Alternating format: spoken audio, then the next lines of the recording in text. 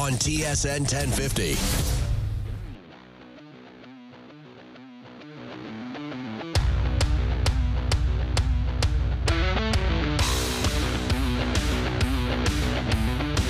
Here we go, OverDrive off and running. TSN 1050 on the TSN app, your home smart speaker, up on TSN 4, up on YouTube Live. Who made the voice guy, do the toe dog? The toe dog. I have no idea. I was not prepared for that.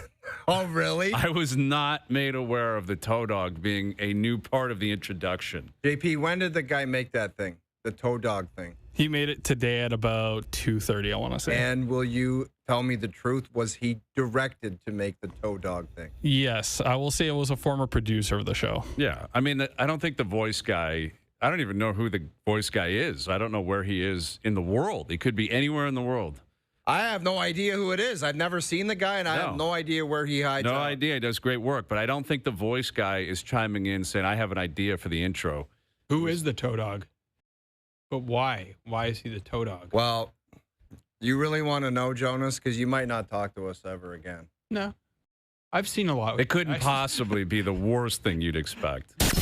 This is OverDrive with Hayes, Noodles, and the Toe Dog on TSN 1050. Thank you for playing that again. Thank you for doing that again. But we were talking about OnlyFans yesterday, and I said, like, people pay money to see people's feet, apparently. Yeah. It's a lucrative industry. Okay. So the O-Dog is, the toe dog is thinking of getting He started involved. calling me the toe dog.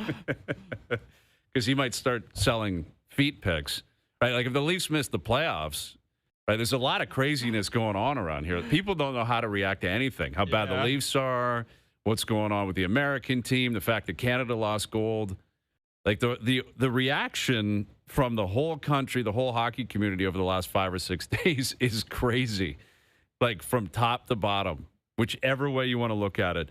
And think about what the Canadian fans are coming back to. The Oilers are a mess. The Leafs are a mess. Vancouver stinks. Calgary's not making the playoffs. Ottawa's in trouble. Winnipeg stinks. It's like Montreal. Everyone's you got the Habs. That's it. Like you got the Habs who have, been thoroughly entertaining, playing very well. You got all these American players, like the Kachucks and like Brady and Jake Sanderson in Ottawa. They're being asked about, the Trump call and all that kind of stuff. And were you laughing or what did you say in the background? There's all this kind of stuff going on.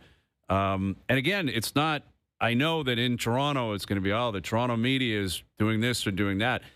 Charlie McAvoy was asked about it. Every player going back to their respective club team is being asked about the response to the win, the reaction, the call with Trump, going to the White House. It's not only here, but, man, it's exploded.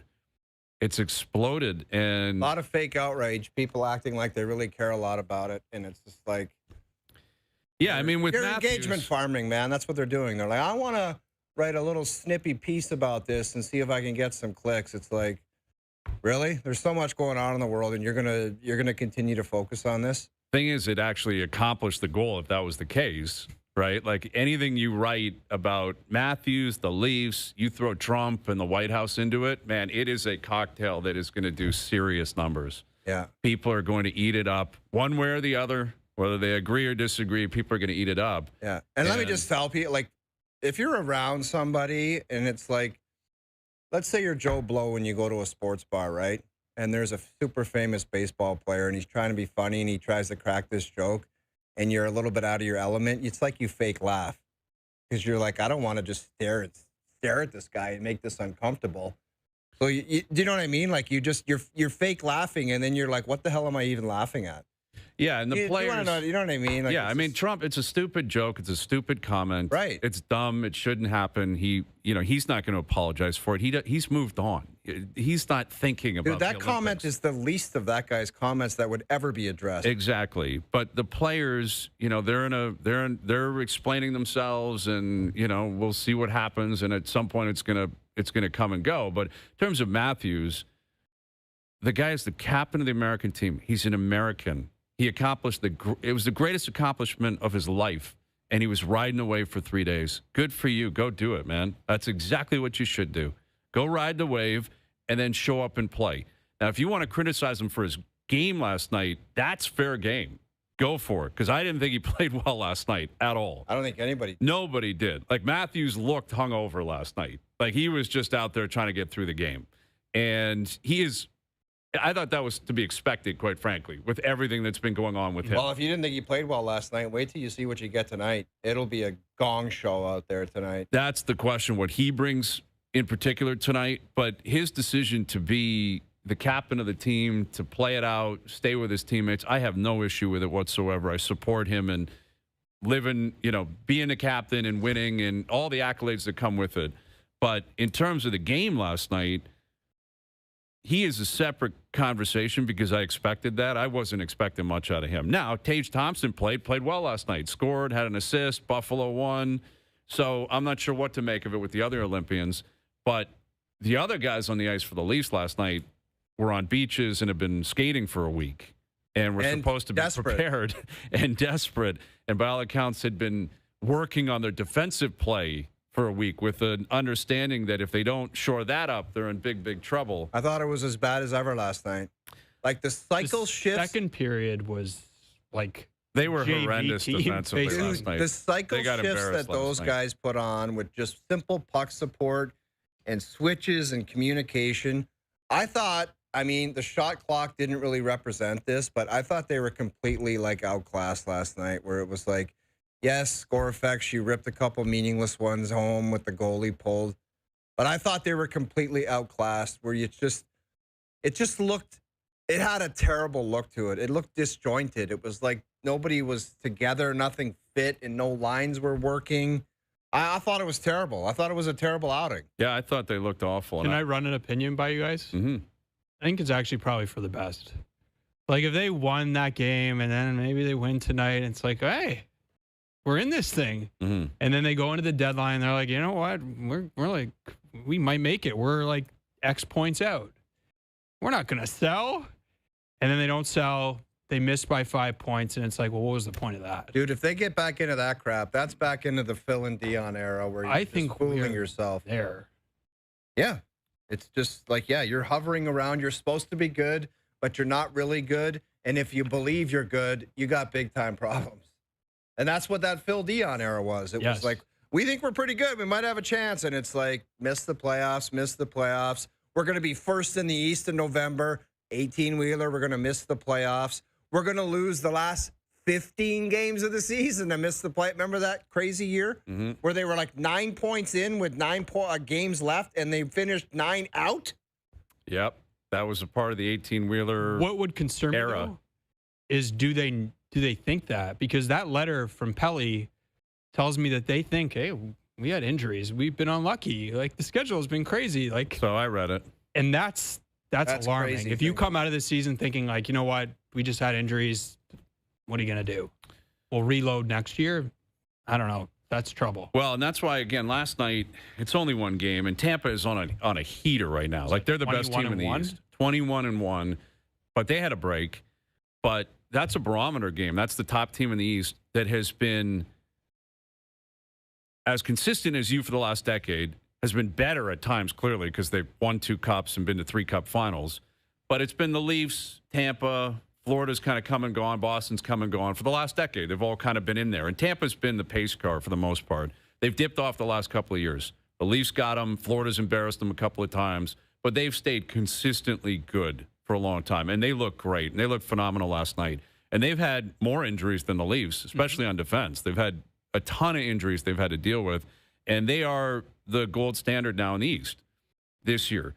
And to watch that and to see the discrepancy between the two teams and how they play and how they look and the pace and the puck movement, it was staggering. Like, it was really staggering. And last night, like, the effort and the approach, to me, is a message or a shot at Berube, who I'm sure has been spending the last week hammering home desperation, defensive play, got to be better, got to come out on fire. And for them to play like that, that's basically them. It's incredibly troubling.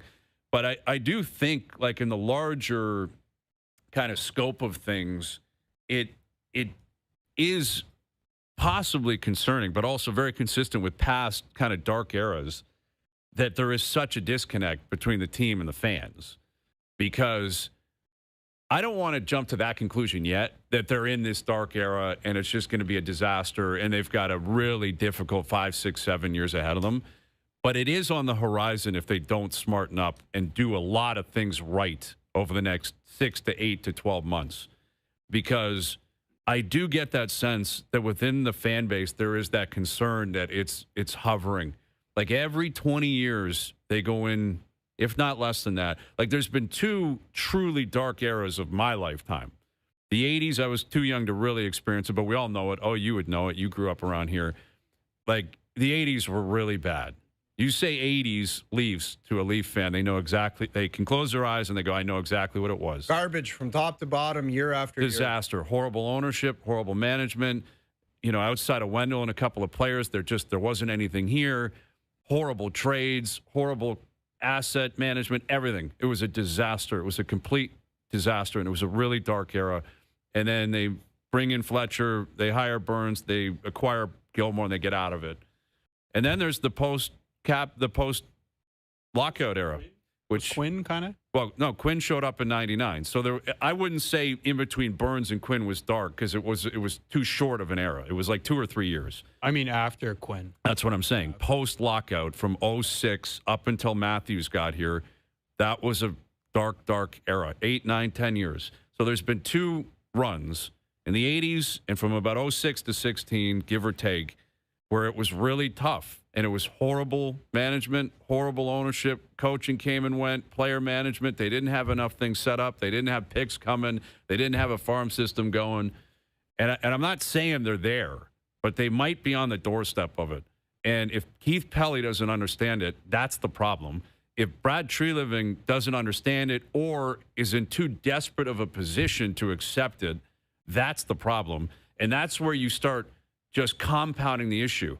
With, here, Bobby McMahon, we have to keep you. Here's 5 years, $5 million, because how could we live without Bobby McMahon? And no, we can't trade Ekman Larson when he's at a peak value because we need him. And you have to ask yourself, you need him for what? Exactly. Like, this is my concern. Again, they're not there yet because Matthews is an outlier. He's such a good player. He's your captain, and he's still here. They didn't have that 10 years ago. They didn't have that in the 80s. You know, you still got Nylander. You got Knies, who's having a really tough time right now, but I still believe he's a really good young player. You know, you might have the goalies. If you can figure it out and they're healthy, you might still have goaltenders. And you have money at your disposal, which they didn't have in the 80s. And, you know, maybe with the teachers and everything, it was a different era in 06 through 2015. But they got to get 4 or 5 things right. They're not one thing away from right. Dude, they need 4 or 5 things right to avoid the darkness that's lurking, you know, behind the door. Yeah. You say 3 or 4 things or whatever, 4 to 6 things. I just watched last night. I found it so frustrating. It's like piece after piece. It's just like, are you ever going to win with that? Is that guy at that position or this position? It's just, I don't know. Well, I think you said it really well earlier in the year where I think Berube was on them to defend better. You're like, what if they just can't defend better because they're just not good enough defensively? And it's like, yeah, probably right. Well, or at least partly right. Yes. Well, imagine him saying, like, just like Brian mentioned, over the break, it's like, guys, here's some clips where we're getting dummied in these games in our own zone. That is the main thing that has to stop come when we fire up. And you go out and start with that performance. I mean, my God. Well, Tampa's just better than them top to bottom. I mean, that's very clear right now. There should be like a message if you're watching it and you're like, we're not close. Yeah. Well, I know it's one game, but you should look at that and say, man, But that's the important point. It's like you're just trying to sneaking into the playoffs.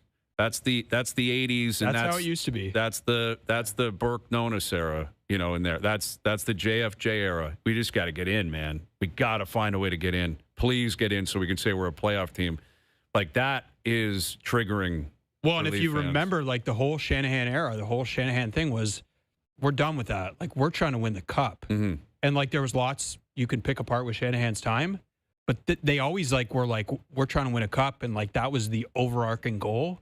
And if now it's like, oh, maybe we just get in and, like, that's like, you're right. That's 09, 10, yeah, 12, 13 kind of thing. Not good vibes.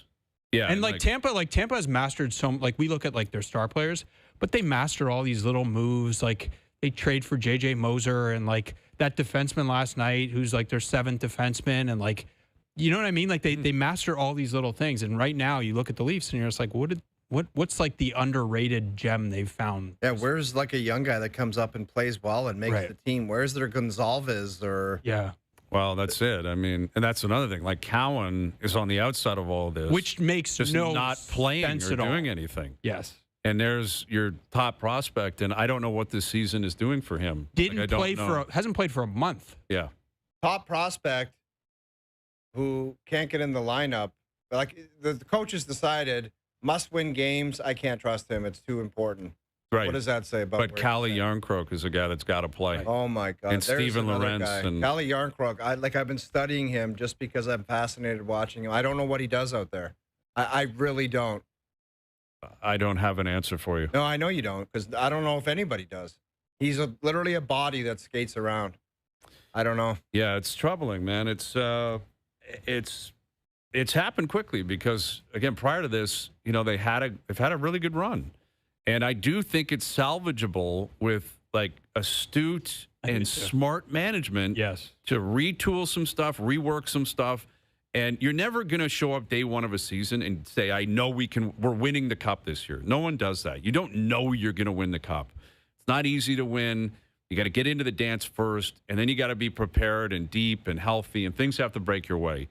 But they've still, I believe, got some options here, some opportunities here, some pieces here. I'm not saying throw the baby out with the bathwater here. I'm not saying they need to go back to when Shanahan arrived, where he said, we got to basically retool everything, and everything's out, and we're restarting, and we're going to tank. And I don't think they're at that position, but Brian, they need smart management here over the next year or so. If these guys they won 2 rounds, why are they so valuable for you to keep? Because like they're really good players still. This was the problem, I think. It's funny we're talking about the Kessel era, but people blame Kessel and Phaneuf for their misery, and it wasn't their fault. They just weren't good enough to be the best player on a championship team. But like Kessel goes to Pittsburgh, and he's like their 5th best player, their 4th, whatever he is. It's like, oh, he wins. Mm-hmm. But if he's your best player, like you're toast. And like if you don't have enough around Matthews and Nylander, you're just not going to be that good. Like think about like who Matthews is playing with this year. Like those guys were 3rd liners last year, 4th liners. Well, that's another thing. The fact that Berube just spent 2 weeks wherever he was and said, let's go McMahon and Domi again down the stretch, like just not even thinking about changing anything up. And maybe his argument would be, give me what other option do I have? They won 3 in a row going into the break. Yeah, right? And maybe that's his argument. And, you know, it would be tough to argue against. But, yeah, it's not the individual. Like, it's not Matthews' fault they're in this predicament right now or Willie's. And but I do think, you know, there's been such a hyper focus on the core 4 players and the superstar players for a decade. And to O's point, it's resulted in 2 playoff wins. Mm-hmm. Like, I think the era of, like, putting these players aside and saying, okay, they're the team, and then we got to figure everything else out, maybe that does have to come to an end. And that doesn't mean they're leaving. But you got to do what's right for the team to try to have success. You know, and with Matthews, you know, we talked to Ray the other day, and Ray kind of said it. He's like, now maybe he returns back to superstardom, 69-goal guy. Like next year. Maybe he does. Yeah, and maybe he can, and maybe he will. Or maybe we're into, you know, the other second part of his career where he's just he's a star instead of a superstar. A 2-way 30-goal scorer. Yeah, you know what he might be is John Tavares in his prime now. He might be 35 goals, like 80 Andrzej points. Kopitar kind of thing. Yeah, which is still a very, very good player. Yes. And a very good player. But it also makes you ask yourself the question, if we're going to win with him at that phase, do we need a guy better than Austin Matthews to make this team proper? Well, or you know what I mean? You need depth through and through. Like you look at the Jays last year. Now, in the playoffs, it changed because Vladdy flipped. And Vladdy was out of this world. He was Babe Ruth plus in the playoffs. During the season, they didn't win 94 games because of Vladdy. It wasn't the Vladdy show, like the Yankees won 94 because of Judge, and Jays obviously did it because of the depth in their exactly 1 to 9. Everybody hit. And that I think that's the era that we might be in now. Is it's not, and I think that's actually a positive because the previous era won them 2 rounds, like where it was just it's got to be those guys, and you got to do it all for those guys. And now, I think you got to get to them, and Matthews in particular, and say, listen, this might take a little bit of time. We're going to retool some stuff. We're going to rework some stuff. We're going to get younger, faster, puck-moving defensemen. Might take us a little while. You got to trust us, but we're still going to win here. Are you in for the ride? If you were him, what would you say to that? Well, I'd like to believe what he just experienced would allow him to see the significance of finishing it out. Like he was born an American. He couldn't play for Team Canada because they lost. Couldn't say I'm Swedish now because we lost the 4 nations. Like he was like, I'm playing for the States until I retire. And if we win, I'm winning as an American. I'd like to believe he sees the value in that. If I win, I'm winning as a Maple Leaf. If he doesn't, here's the thing: you can't be held hostage by a player. And now we're speaking hypothetically because we don't know how he's thinking. But if he's got an issue with your plan that you think is the best plan to win, then so be it. I think the better question is, do they have the right plan to win? I don't know what their plan is, Jonas. Yeah, I don't know. Players aren't stupid either. It's not like just people that sit up in the press box can make an assessment of a hockey team. You don't think Austin Matthews knows what's wrong with their lineup or the deficiencies or the lack of scoring on the wings, their defensive position? Do you think he goes home and sits home and cracks a beer and says, man, if we just make a couple of tweaks, we can win the cup? Absolutely not, dude. Of course not. Absolutely not. So, in other words, he's aware of all this anyway. Yes, he's a very intelligent guy. Hockey-wise, he knows what the hell's going on. Yep. So what his assessment of all this, it matters too. Well, 24 more games to go. 8 more days until the trade deadline. See what they do. The next 8 days are very significant. Like you can find some building blocks for the next level of this if you do it right. I can't give you that Eagles guy comment to Sal Palantonio where he says, "Can't wait." Can't wait. I'm not there. I'm actually. We're on the game tonight. I'm afraid of the first intermission. Well, it could be a slap right in the jaw. Florida's in a weird place too, though. I know, but it would be so Florida just to come out and wax these guys and just say we're still Florida in some capacity. Yeah, and they haven't played yet. They didn't play last night. The Leafs played. Joseph Wool's in net tonight. I'm telling you, this back-to-back after that long of a break is troublesome, dude. Austin Matthews' legs will be in Mars. Yeah. It's a tough spot to be in. Yeah. But being honest, it's what is tough. good for the team? Is it good for them to win a few games here, or is it? Because I don't know that it should be irrelevant what a few games are. 100%. I don't think it will be. If they win 5, how many games do they have to break? 5 left before the deadline. They win 4 or 5, and they're 5 points out. You think they're going to go all in? They can't go all in because they don't have any. They don't have all in, but they might be like, go for it. And that's trouble. That's the other era. Mm-hmm. Because, think about, what can they do this summer? They don't have a lot. They have tons of cap space. Not a lot of great free agents. They have, not a lot to trade. I think their picks in the draft are a 3rd, a 5th, and a 6th. Which is why you need to Those acquire are the more. only picks. You've got to acquire more picks. And this is the problem is, patience is a big part of it, which patience did not exist in that era we keep referencing or in the other era. Yeah. And the reality of the way the NHL works right now, or at least it has in recent years, has been there's just not a lot of guys who hit free agency.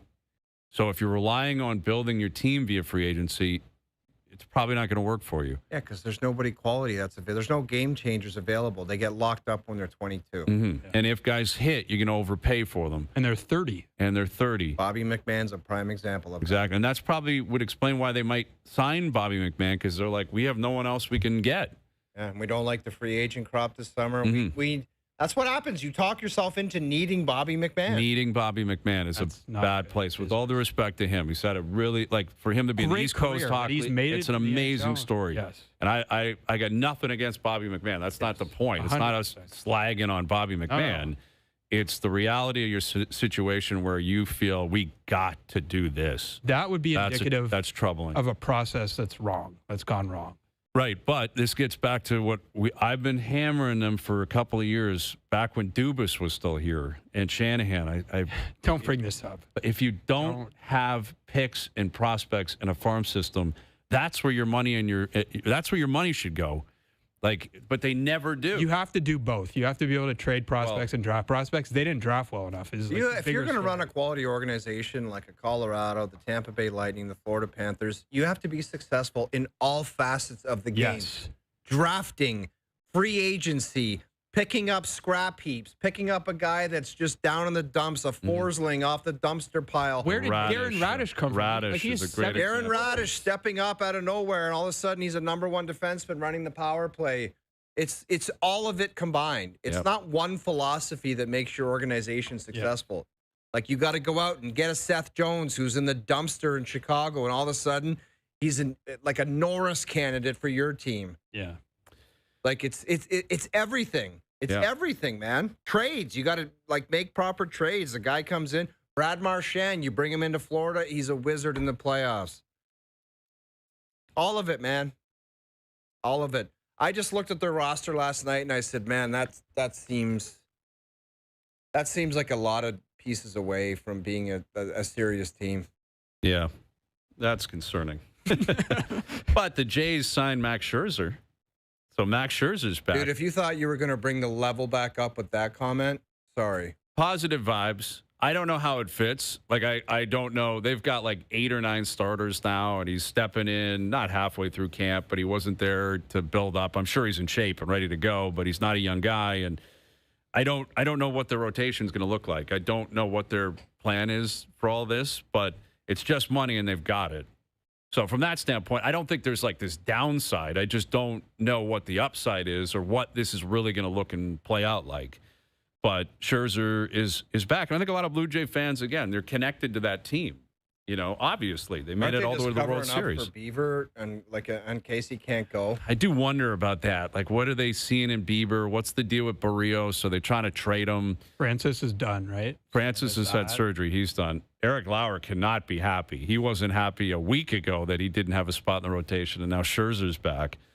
But and maybe it's Savage is going to have an innings limit too. That they're not going to unleash him. He's not throwing 165, 100. You need innings. a lot of guys, right? You That's don't need what a 5 lot of guys. the high end team. Dodgers seem to have a 7 guys man last year. roster, and they just run through everybody. So more on that later this afternoon. Insiders coming up. Duffy coming up. Leafs back in action tonight. Overdrive continues. YouTube Live and up on TSN 4.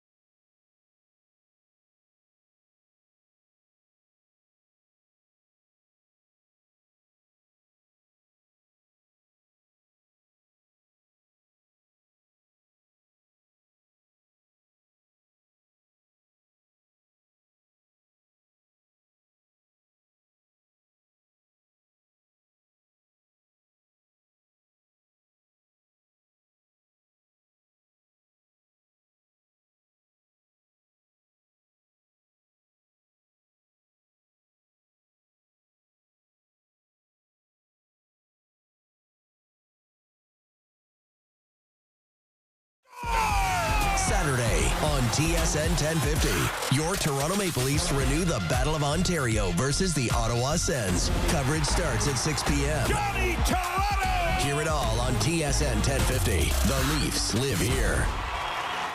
Now, back to Overdrive with Hayes, Noodles, and the O-Dog.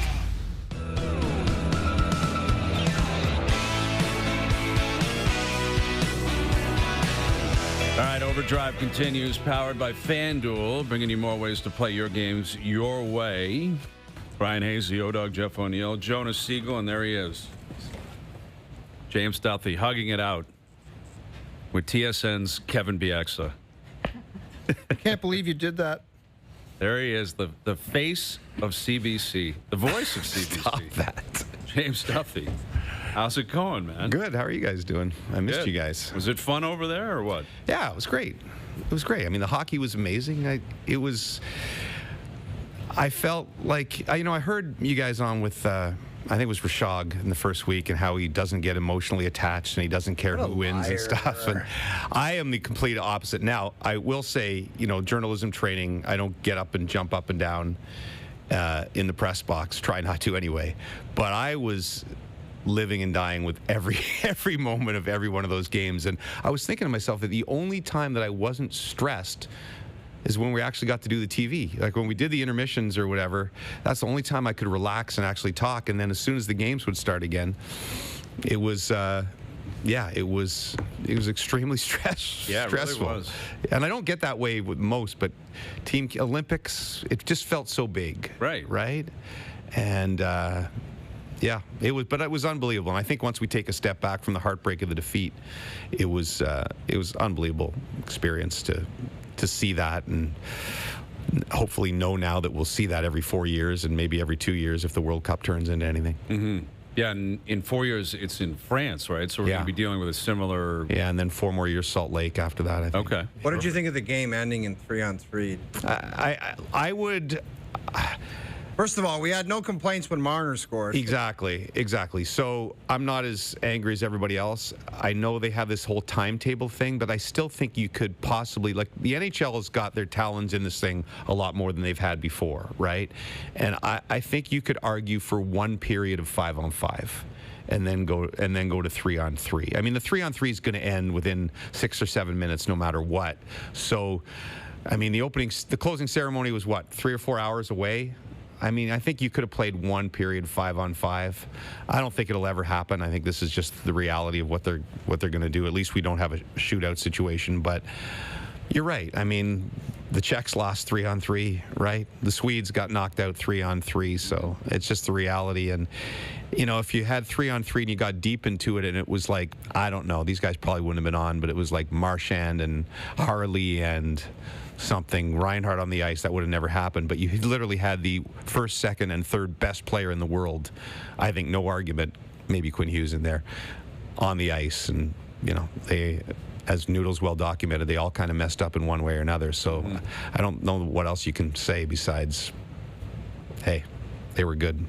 Yeah, you got to give credit where it's due. The Americans won. Yeah. Like we Canadians. It does feel a lot like the Blue Jays Game 7. I know I've heard people make that because they're so similar. First of all, they're two of the best games played, I think, in the respective sports, right? That Game 7 of the World Series will go down forever. Phenomenal game. And I think this is, I don't know, somebody can make an argument there's been better hockey games, but certainly never at this level. And it's so similar in that, the Jays had 9 different things that could have happened for them to win, like by little inches and margins, and Team Canada had 8 different things that could have happened in that third period to win. And I don't know if that makes it more painful or, easier in the long run to digest that they were the better team. I don't know what's easier. Would it have been easier if they lost 4-1 and the Americans dominated? Would you feel better about that? Would you feel better about that? Really? Well, Nate McKinnon said, you be the judge, basically saying we were the better team. Like, live, was that what it told everyone, like what we saw? Oh, yeah. I mean, we had great seats, like 50, and they dominated. TV's no different. They dominated the entire second and third period. And the Americans know that, too. I don't know why. I just think because it's less heartbreaking to lose that way. I You suppose, kind of know but it's then, happening. But then you're like, oh, okay, the Americans are definitely now better than Canada. Yeah, but and go how back has this to- happened, and now we're going to be sitting on here for radio for the next 3 months talking about what's wrong with the Canadian program. I know. Just go back to Game 7 and like, let's say Hoffman doesn't give up the home run and the Dodgers are ahead and they just win in 9. Mm-hmm. Yeah, I'd take that. As opposed to the heartbreak you're talking about. Yeah. Yeah. No? I mean, the difference with the Jays is no one, 12 months earlier, no one anticipated they'd be there. Everyone knew Canada was getting to the gold medal game, right? Like everyone knew it was going to be Canada-USA, and Canada was the favorite. The Jays were never the favorite against the Dodgers, even though they maybe deserved to be at times. Certainly when they were up 3-2 in the series, they should have been. Up going into the 9th? Like, Yes, I understand that. But the Dodgers are the Dodgers. Yeah. Like they're the Dodgers, and they were always expected to win. But I think what you just pointed out, JD, is one thing I will, I guess, salvage here is the fact that because they played so well, because they, Hellebuck stood on his head, it never unleashed the wave after wave of Doug Armstrong did this wrong. but you don't think both things can be true? I think both things can be true. What, that Doug Armstrong Like, you don't think if should have we had- done something different? Yeah, like, let me ask you guys. If you could go back and you could put one player on the team, you'd make one addition. Would you do it, or would you No, just but keep are the we same team? like we just talked about? Are you going to make changes based on a 3-on-3 goal that was? I mean, you didn't. You scored 1 in regulation. Right? Well, the counter to that, because I've had this I mean, conversation no with chances. people. You don't agree at all? But I know where you're going with this. You'd know what I put mean? you'd put Schaefer, Bouchard, Yes. Chikrin on, and you'd take Parayko and Sanheim and Doughty off, and Yes. Bennett wouldn't be there. Instead, you put Bedard, or whatever it would be. And I've heard that, and I wouldn't disagree with a couple of the defensive players. Like with Morrissey out, I would have loved to have seen Schaefer there. 100%. I would have loved to have seen it. I believe I said I would have put him on the team. It doesn't matter. But my counter to that would be McDavid breakaway, Celebrini breakaway, McKinnon wide open net. Yeah. Those are your 3 best players that had supreme opportunities. They didn't score. And my so counter what is would be- Bouchard doing that's going to change that? The other thing is, it's just an impossible conversation because how do we not know? And by the way, I agree. I would have liked to seen Schaefer. but having said that, I know how do we know that Schaefer at 18 years old doesn't give the puck away in 100%. in overtime in the quarterfinal against the Czechs? Right. And we're sitting here talking about what a disaster. But remember, going into the year, we were having a conversation like, should they put Celebrini on the team? Imagine if Celebrini wasn't on the team. yeah. But he's clearly proven that he's different. He's above. Yes. He's above Yes. this. Right. Okay. And he was also he was phenomenal. But he was on McDavid's line every shift he played. Yes. That's a very good I installation. thought the greatest thing about Celebrini, besides all the goals and stuff, is that particularly in the semifinals, I think he just kept shooting. And this is a team that still overpassed like so many times these superstars because they always defer. And the fact that this 19-year-old just kept shooting and shooting and shooting, I thought was spectacular. Yes. Anyway, Amazing. yeah. The Oilers blew that game last night. Yeah. And I just keep coming back to McDavid. He has just got to be ready to scissor kick somebody Dude, what right in about the the head. coach blatantly calling out? Jari. Jarry. Was awful last night. terrible, They pulled him. dude. They're playing LA tonight. Like I'm assuming Ingram's going to play, but Jari has been terrible. For a goalie, for a coach to say like our goaltending needs, that's alarming. Yes, but they just went through it with Skinner. No kidding, dude. Like, how and do they that's get why through Marty this? Baron, I totally agree with him. And once again, we've got Jonas here and no Noodles, and we can rip on goalies. We graded this trade an F. Yes, we did. And I support that to this day because we had a quiz after, and I agreed with Marty. It's an F. Jari's been awful. Dude. You can't sugarcoat anything. How It's did you just been honestly terrible. think that that was an upgrade? I would have kept Stu Skinner over that guy. That was just change for the sake of change. Jimmy, that's when you get into I know, trouble for but that's doing where they stupid felt that things. the fan base couldn't handle Skinner anymore, and we've seen it happen. Oh in yeah, Toronto what do you here think before. they're going to think of this character? Dude, I'm not arguing with you. I thought the trade was equally an F. So you're not wrong. I'm just saying that's why they did it. That it reached a point of intolerance. I think they felt in the marketplace. Which I can't argue against. I do think Skinner had boiled over too. It's just that they didn't fix it with the trade. Like moving off Skinner, I didn't have an issue with. I understood it. I think it had to happen. But bringing in Jari as the guy that you replace him with is trouble. And I'd still put money on them making the playoffs. I think they will. I think they'll sort this out. But defensively, they're struggling. Jari's They don't a look mess. anywhere near as good as the top 3 teams in the Central.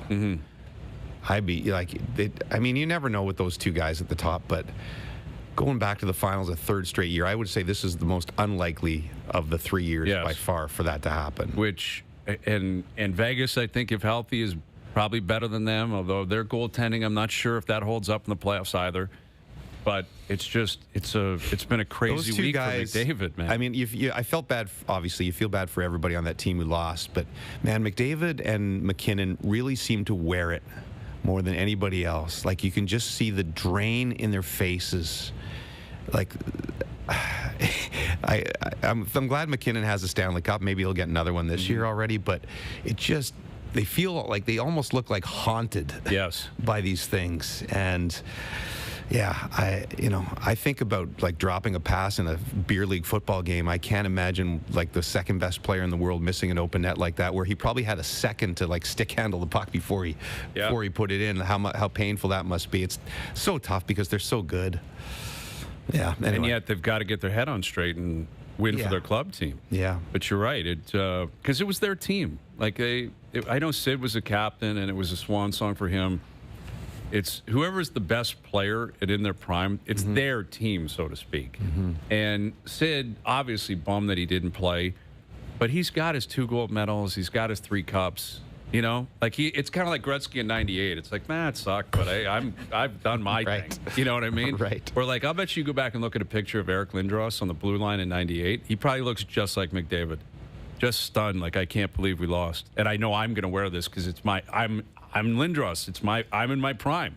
I'm the guy that's going to dominate here, and yeah, it sucks. It sucks. Sorry, I didn't mean to come on and bring it all. No, but it's true. We've been talking about it the last few days. You can't avoid it. You can't get away from it. No.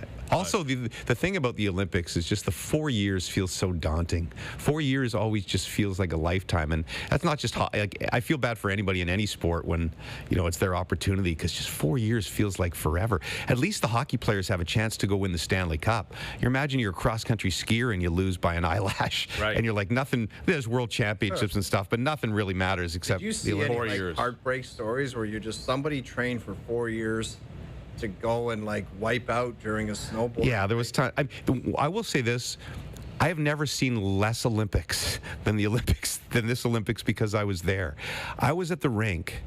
You probably didn't see us all the time doing the other games when you guys were working. Like, we did like 27 games or something, and I know most people just watch the Canada games. So I was at the rink like noon to midnight, and I had no idea what was going on in all of the other events. And I couldn't find it in my hotel room. Sometimes I could find some German channel, but I'd come in every day saying, did we win anything?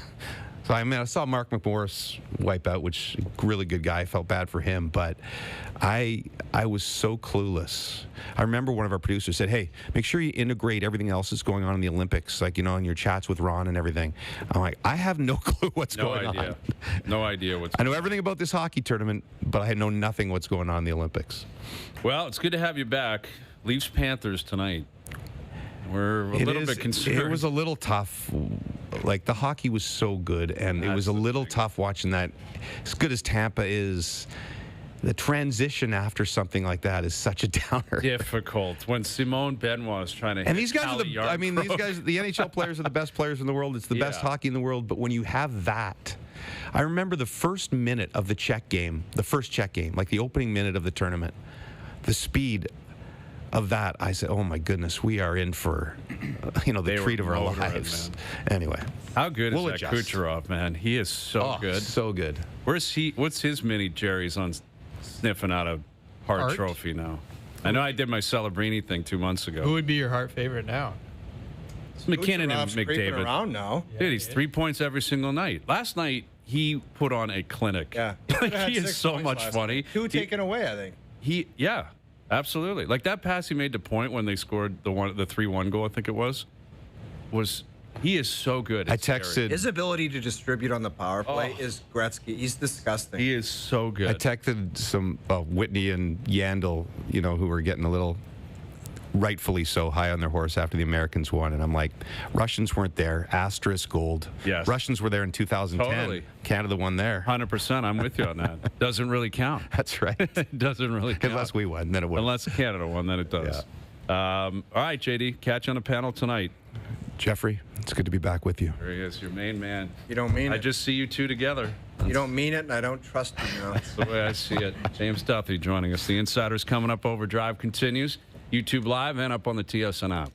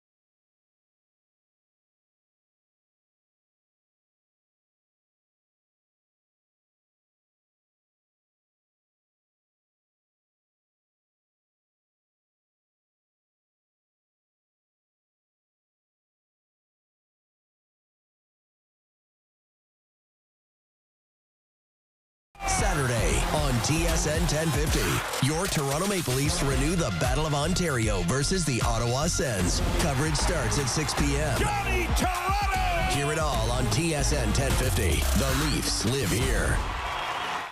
Now, back to OverDrive with Hayes, Noodles, and the O-Dog.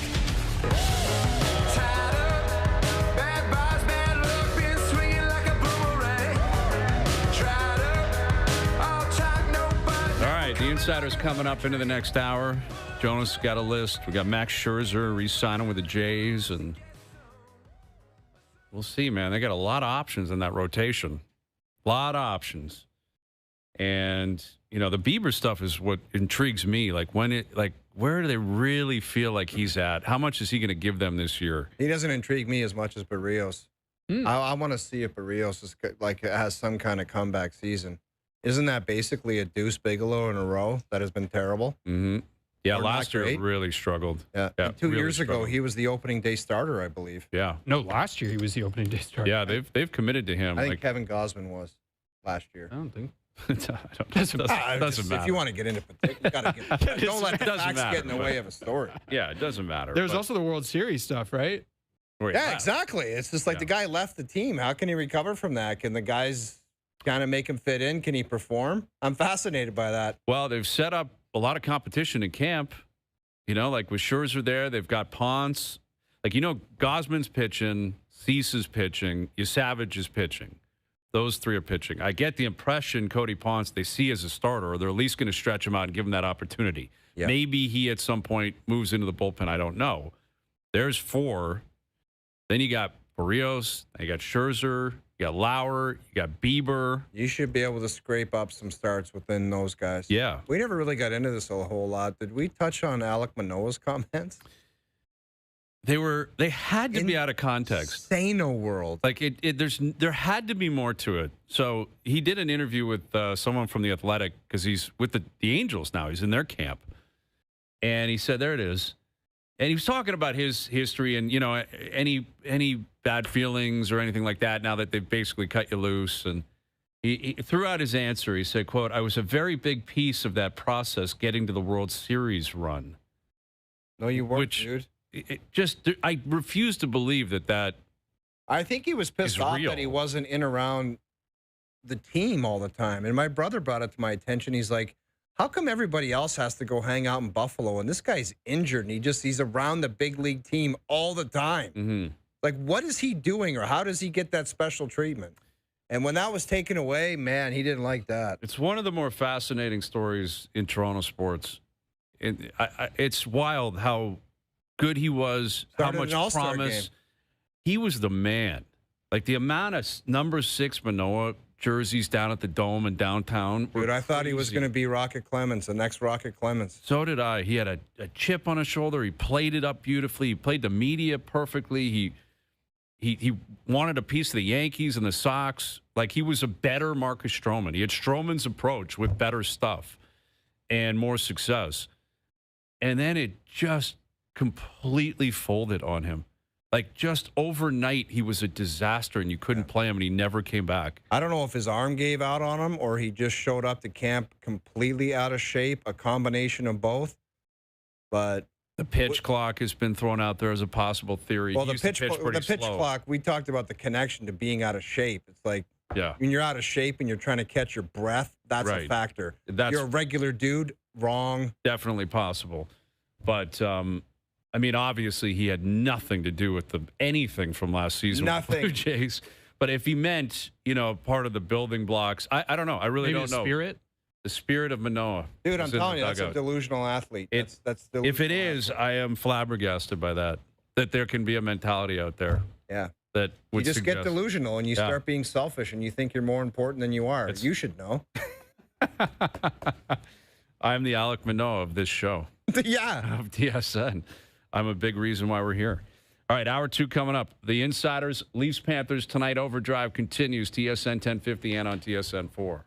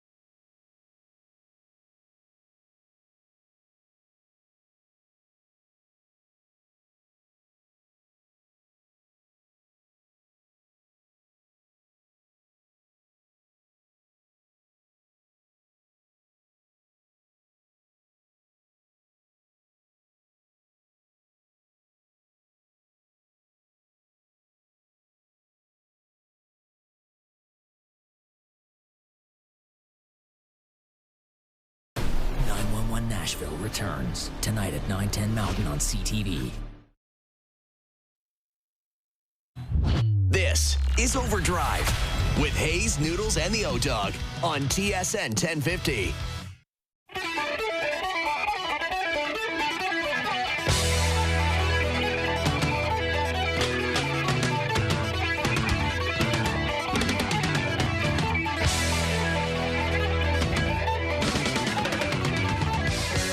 Hour 2 OverDrive continues, powered by FanDuel.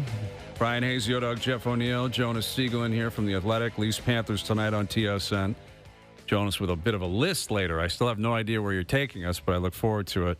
And there are the insiders, Darren Dreger and Chris Johnston in here. Just a quick note on Jonas's list. Let's hope it's better than the last one. It was a little bit Is suspect. that supposed to Remember, he did a list where he didn't put a lot of effort Like a into lot it. of guessing is what you're saying? It stunk. Let's be That'd be honest. unfortunate, Jonas. That's rude. I have high That's it. expectations. The list is gone. I have high expectations. Well, if for we the do list. something, if there's an idea and it sucks, we call each other out on this show. That's I right. get it. Yeah. That's right. Like when I put accountability. my toes up on the screen yesterday, he Which called was me gross at and 6:03. offside. Yeah. 6:03, he called me and said, was "Don't gross. do it again." That's Can I leave to go work on it? It's a flag. Yeah, if you want to. I can't Full believe flag. TSN wouldn't call you first, like the Dude, I legal got a new department. philosophy. Sorry, CJ, I got to get this one out. And it's a dangerous one because my new philosophy is I'm 50. I don't care. Nah, bare feet on an airplane and bare feet on TV. Dude, if I ever saw Grown bare men feet is on an not airplane, acceptable. I'm making a comment. Yeah, Sorry. that's worthy of a comment. But it's all over. There's people that work out now. They just want to take their shoes and That's- socks off. I It's saw like, that in my gym. Come on, stop it. Yeah, look at you guys Sitting at a bragging weight about going to the machine. gym. No, but your so fake. greasy brown socks, they smell like Doritos. No, Put your bare shoes feet. on. Bare feet. Oh, That's outrageous behavior. Right? Yeah, that's Makes me outrageous. sick. Anyway, good to see you guys. Yeah, you too. Great to see you guys. It's awesome. So let's begin with some Leafs news here. CJ, Bobby McMahon has been a topic of discussion for us and the pending UFA status. Where do things stand with him, the Leafs, the contract, potentially being traded? What's the latest with Bobby McMahon? Well, look, it's an either-or situation. You know, if we get to March 7th, either he's been traded or he's been signed. I do think it's that simple in terms of, you know, we're not going to be getting on the other side of the deadline, and, you know, the potential of him walking for nothing in the summer is on the table. And so that sets up a pretty big week here. You know, it's obviously 7.5 days till deadline. And, you know, at this point, I don't sense that there's any traction towards a deal, anything of that nature. It really doesn't seem like they've gotten too deep into things. But, you know, the rubber is about to hit the road with the where we're at close to the deadline. And I don't think the Leafs are going to extend themselves too far. I mean, you know, what he and his agent might deem a fair deal isn't necessarily going to align with the Leafs side of things. And so, you know, I think they're going to hammer through that in the next week. And if we get to next Wednesday, next Thursday, and there's just no deal to be made there, then we're going to be talking about him being traded because he is a valuable trade asset at this deadline. Yeah, I would concur with that. And look, if you're looking at some of the speculation around Bobby McMahon and what he might command, he might get $5 million on the open market as an unrestricted free agent. He's not getting $5 million from the Toronto Maple Leafs, regardless of the term. I mean, it's been projected 5 years, $5 million, somewhere around there. Maybe the AAV slightly comes down with the longer term. Toronto doesn't have the stomach for that. And, you know, there's been a lot of talk that it's a game-by-game watch. You know, if Toronto claws into the playoff mix, well, then they're going to sign Bobby McMahon and Scott Laughton and maybe, no, it's not a game-by-game watch. That's the messaging that I'm getting pretty much on a day in and day out basis now with March 6th looming. They're waiting for teams to step up and make concrete, legit offers on McMahon, on Laughton. Doesn't mean they're selling them, right? But that's how then you make a sound and educated comparison to, okay, all right, here's the market on Bobby McMahon. If you're not getting a decent draft pick, or better yet, a defenseman, or maybe a futures package that you can work with, well, maybe you reconsider at that point. You go back to Bobby and say, okay, here's our last-ditch effort trying to extend you. But they're not watching game by game and worrying about the wins versus the losses and whether or not they kick into sell mode. That's not how they're operating. So, guys, how is that connected to the letter from Keith Pelly to the fan base, which is, we will do anything to contend? Because you can't put things There was no date stamp on it, though. Well, I'm saying you can't look at this Could be next year or the year microscopically after. with one game analysis, because if you looked at last night, they're not contending. No. So what the hell does that news? But maybe they know that, Jeff, and maybe that's just again. Why the letter? Well, it's to season ticket holders. That's to season ticket holders. Yeah. And I happen to be a partial season ticket holder, so I read it early. It was interesting. Scoop. The injuries and all of that stuff. Yeah, I saw you and guys 2 chew extra games in the future, and you're going to have access I'm going to pay those. for that. I'm thinking that's the case. Something's coming. Honestly, I do think, though, in fairness, it wasn't really about this year, because I'm constantly, as a CJ, reminded that they've had a plan in place for a long time. So that letter comes out, and it's more about, okay, don't panic, season ticket holders. You know, we're coming back, and we're going to be stronger than ever next year. That's what it was more about. But that, I think, is important in terms of trying to figure out what the plan is, because you could possibly lay out in front of any Leaf fan, or the 4 of us here in CJ at home, plan A is scored stir, take it to the studs. Right. Plan B is retool, might take a couple of years. Plan C is just been it's an outlier, hasn't been a great year. Yes, we got to adjust a couple of things. Yeah. But it's not going to be that significant, and we feel we can get back into the dance next year. Those are 3 different avenues that would. I'm pretty sure the letter said, we'll share some things with you, but not others. Yeah, Right. I'm not giving you our strategy. Right. Yeah. But we're going to know by opening night next year what their plan is. Like if Tree Living's back, Berube's back, the core is still here in a couple pieces. How do you know? Change. You can't know what that plan is, though, right? I mean, if one of those key players comes to you in the offseason, says, I'm not in for a retool. That's not what I signed up for. I'm just telling you up front now. So work with that as you want. We can work together, but I'm not invested in that. Well, then your position changes in a hurry. Mm-hmm. Yeah. And then it comes down to, CJ will ask you, do you think the priority of the player would be considered with the plan, or would the larger, path of the team be the more primary objective? In other words, let's say it's Willie. We won't use Matthews because everyone uses him. Willie goes, I'm not up for a retool. Do they say, okay, well, then we have to do everything we can to keep you? Or do they say, okay, then you're out of here because we need a retool? Yeah, I don't think the player drives the bus. Now, the player's feelings might inform the decisions. Here's my understanding of what the plan was. This is entering this season. They saw a 3-year window to compete for a cup. That's how they viewed it, that they thought they had a 3-year opportunity to go and win it all. Obviously, this season has not gone the way they hoped. A lot of people expected. And I think that's how I read the letter. I read the letter in the context that, there's injuries and all the things that were mentioned in there. So this year didn't work out. But what I'm inferring here into the letter is that they're not abandoning that idea that they can pivot and come back next season and have a chance to be the kind of team they thought they were going to be this season. So, I don't think that means they don't sell anybody before the deadline. I don't. To me, it's really just that they're going to continue down the same road and bank on better health, and that they can address some of the needs. Right? There was a mention in that letter about we know what we're good at and where we have to address some areas. And so I didn't take that that's going to happen by March 6th, but I certainly expect it to happen this summer. Yeah, that's scary for me. I got to be honest. This team. You watched them last night. I know it's one game, but it's not. It's 58. They have been one of the worst teams in the league defensively. Horrendous. Their defense is all aging. None of them, in my opinion, are going to get better. Right. They're only going to get older and worse. Their ability to just make an outlet pass or make a non-panic play. Right. A guy that's tailed off for me, and I don't know what his health status is, Jake McCabe, he's having a difficult time back there. Well, he's being asked to play really hard minutes. And that's not suited to that hard a role. Yeah, that's the whole thing. He's probably is he a 3 or 4 on a good team, a really good team? I think their whole defense core is. He's like a 1 or a 2 on this. They're pretty eager to add, but some of the defense they're looking at is like a Justin Falk from the St. Louis Blues. Great. What are they going to give up to get that? Well, that's the problem. Yeah, that's they don't have any assets to move to get a defenseman. Yeah. And, is it Benny Danford? I mean, that's where you have to look into your crystal ball and say, okay, is Ben Danford going to be a top 4 NHL defenseman? And when? I know, but we were talking about, just the purpose of all of this stuff. Justin Falk, and what are you going to do with Danford? If you start making these decisions just because maybe there's an outside chance you're good, you get into serious trouble. And we saw that in the Phaneuf and the Kessel era where it was like, yeah, let's just get rid of this guy and that guy, and let's get rid of Carlo Koliakovo and Alex Steen and bring in Lee Stepniak. And it's like those kinds of deals jam you up, and it's stupid. Yeah. Because ultimately, what are you doing it for? You're not contending, so why are you even sniffing around transactions like that? Yeah. What is the purpose of it, big picture? Well, desperation, I guess. And desperation leads to stupidity. I understand, but the guys in charge get to determine what's desperate and what's not. And ultimately, that's what it comes down to. You're preaching the choir on this front, but, it's...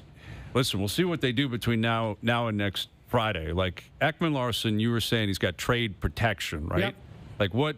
To me, that's a move that I would be looking to do because I think his value is at its peak. And again, he's not getting younger. Yeah. No. He's won a cup. He's playing great. I think you could get a lot for Ekman-Larsson. You could get a lot for him. I mean, it's complicated personally. I mean, my understanding is his wife is due to have a child in the next 2-3 weeks, right? So, that matters. When you go to the player and say, well, Team X would sure like you. Okay, well, you know what? No, they're not on the list. I got to look after my family temper. I think the difference between now and the summer when it comes to OEL is quite a bit different. Okay. I think he's got like 16 teams or something right now in terms of a level of protection. There's a lot, and it doesn't matter if it's Bobby McMahon, if it's Max Domi, or if it's Oliver Ekman-Larsson. Somebody has to make an offer. Right, of course. We think that the interest is tremendous, and it is. It is in Ekman-Larsson, no doubt. I mean, as it should be. But nobody has offered anything that has the attention of Brad Treliving on OEL. Right. And that's what's required, to go to the guy and his family and say, would you move? Right. That's what's needed. With Darren Dreger and Chris Johnston. So the Leafs are in Florida tonight, and Sergei Bobrovsky's a UFA at the end of the year. Where do things stand on CJ? You can jump in first. Is it just they're going to keep him? They're going to sign him? Do you think there's a chance they trade him? Do you think there's a chance there's a future in Florida without Bob? How do they handle that? They are one of those teams. I think sometimes when we're talking about specific circumstances and you're like, these next few games matter, I think sometimes that's just a way to delay basically the GM telling us what's going on. But I actually think Florida is one of the outliers to that because they really want to see before, next Friday, where are they in the playoff picture? Can they be a team that matters? And I think if they don't have, a good stretch of games here, starting with tonight's game against the Leafs, I think you're going to see them look at moving some of their UFAs. And that's guys like Greer and a few others that probably don't make the trade bait list that at least too high, but Bobrovsky would have to be in that mix. So the answer right now is I don't think he's available, but I can't say it's with absolute certainty that he's not going to be traded either. And so obviously they like the guy. I think they'd like to keep him around. Why would you get rid of him really if you're the Panthers? They've had so much success with him the last 2 cup wins and everything else. But, if they truly pivot to selling, I think that they at least have to listen on offers on Bobrovsky. Yeah, and why would he want to leave, right? And a lot of this is just contract posturing.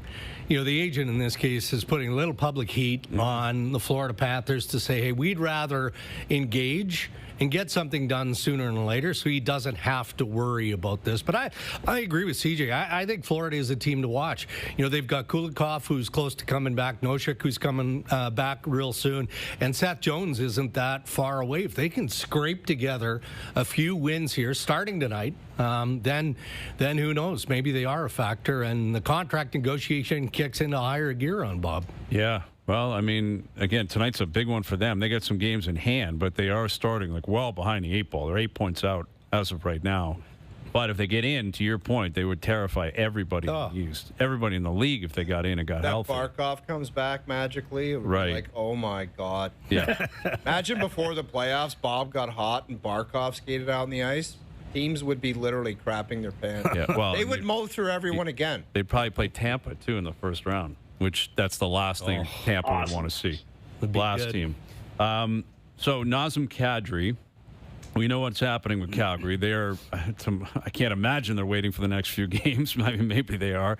They probably shouldn't be. What's the deal with Nas? And like, how much of a market is out there for him? There's a market. I look at Colorado. I wouldn't say that Nazem Kadri is the first guy on that list to add a center in Colorado, but they're definitely interested. I mean, there's been a fair amount of interest, but if you're Craig Conroy, why wouldn't you wait to see how the dust settles?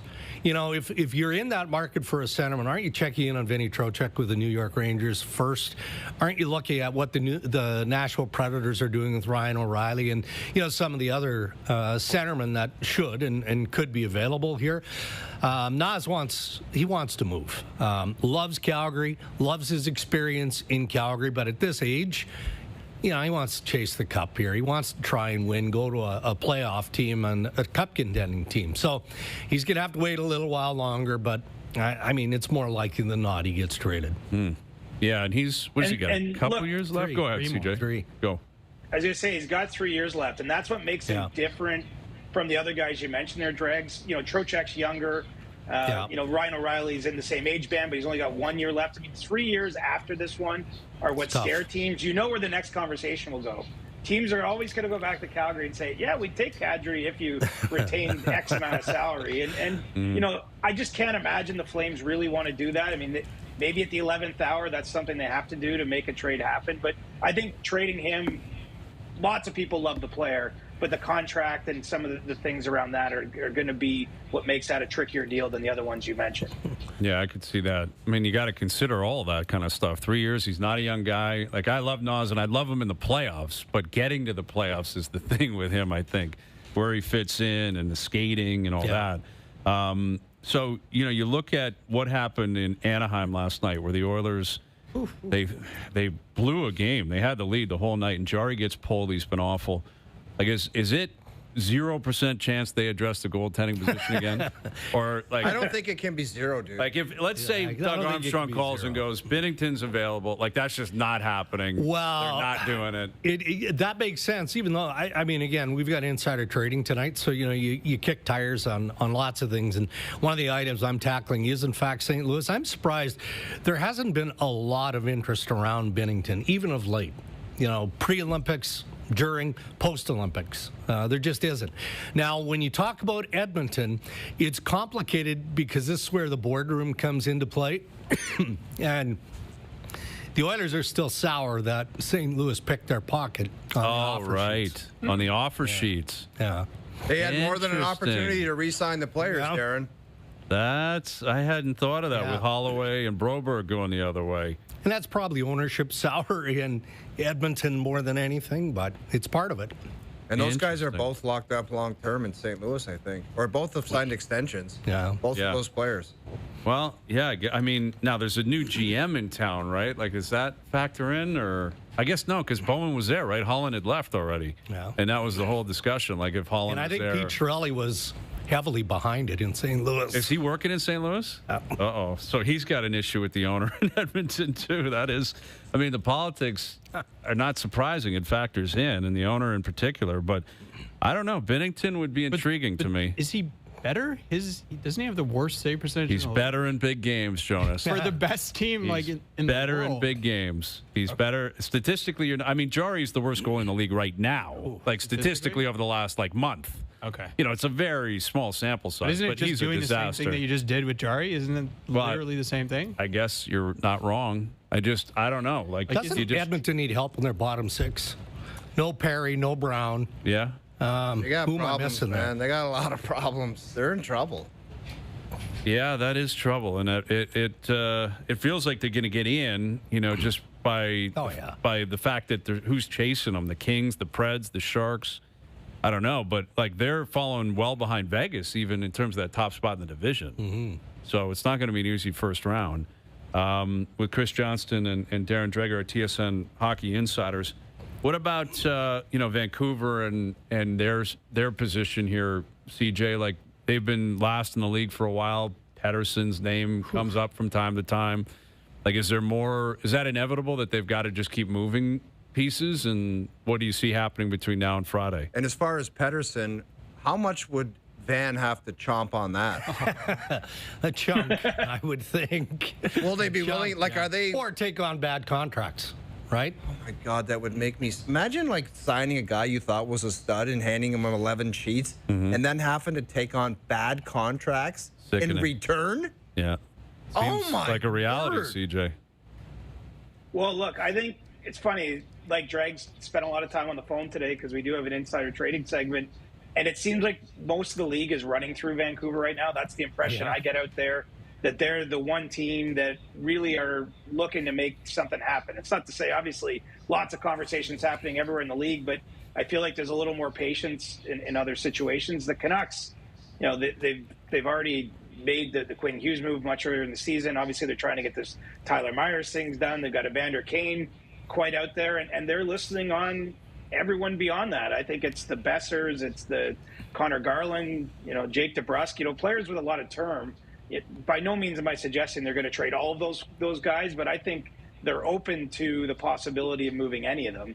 And, you know, Pettersson is part of that list, as Regs reported on Tuesday, that, you know, his name entered the conversation a little before the Olympic break, over the Olympic break. There was a lot of discussion around him too. So, you know, I don't know how much they're going to get done, but clearly they're doing a rebuild. You know, a lot of places around the league we're questioning, what do we call it, a retool, this? I mean, the Canucks are willing to go right down to the studs. In fact, someone mentioned to me today, really the only player they're not thinking about moving is Filip Hronek. They really like him. It sounds like he's not available. And then obviously their young players that are just coming up are untouchables. But beyond that, take your pick of the roster. Oof. Well, that's a lot of options, I guess, right? Like there are guys there, Garland, maybe a goaltender. But you're Brock Besser. You just signed a 7-year deal, July 1st. Right. You know, now in fairness, Also went 21 games without a goal this year. yeah. But you look at his playoff record, and he's actually a guy who can help you in the playoffs. So, you know, there's a chance they get something for Brock Besser. Maybe David Kampf would be a guy people want to call on. You never know. Maybe David Second Kampf. line center. Hey, you never know, right? He was out there in Pretty good overtime. in the Czech game. Mitch Marner danced him, but he was out there. He was out there in overtime, and Marner put him through a ringer. All right. Well, I mean, how much activity should we be expecting here between now and Friday? I know we do this every year, but you're saying Vancouver's the one that's there. I got to think there's more teams coming. Like the team in this town obviously intrigues us, but this is the first time they've been in this position for a decade. Yeah. Where if they're selling, if that's what they're going to do, how deep do they go? How far does Calgary take it? What does Winnipeg do? Yeah. You know, like there's a lot of Canadian teams that have been bad for all year and know they're bad, so you'd think they'd be prepared to weaponize the deadline. You know, weirdly, it's been quiet around Winnipeg. I mean, Cheveldayoff is listing. I mean, look at the number of free agents that they have available in Winnipeg. I mean, it is a healthy and long list. It is. It feels like CJ just mentioned Vancouver and Evander Kane. I think that one's close, or getting closer within the next 3 days, right? Dallas has some interest in Evander Kane. I think we can appreciate why. Colorado has interest, Tampa Bay, Carolina in Evander Kane. So that's what it feels like. But, you know, based on the level of talking that's happening right now, we could see some other stuff, but I think that heats up after teams have played 2 or 3 games in resumption here. So over the weekend, Sunday, Monday is when you'll start to see more movement. Okay. All right, boys. Well, it's going to be a fun week. You guys will be busy. I don't dispute that. Are we doing insider trading every single day? No. No, it's not. Stop it. Okay, good. Yeah, I'm just saying. I mean, I think it would be great programming, personally. You got the promotion of the head of radio now. Is that what it is? I'm the one running the show. Yes, I'm the one that's demanding insider trading every other hour on the hour. All right, boys. Thank you. Good stuff. Great seeing you guys, as always. There's Chris Johnston and Darren Dreger, our TSN Hockey Insiders. All right, Jonas, you've been put on the clock here. Your biggest list of all, the Jonas list, is coming up.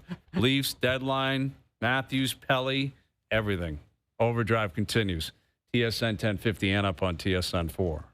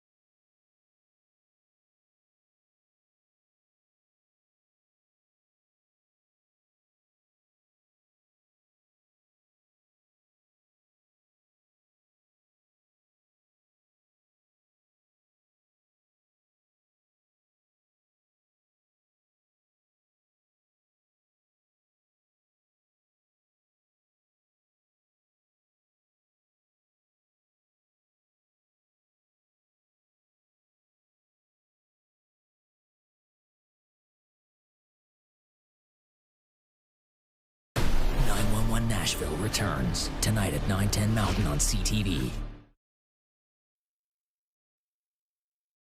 Now, back to Overdrive with Hayes, Noodles, and the O-Dog.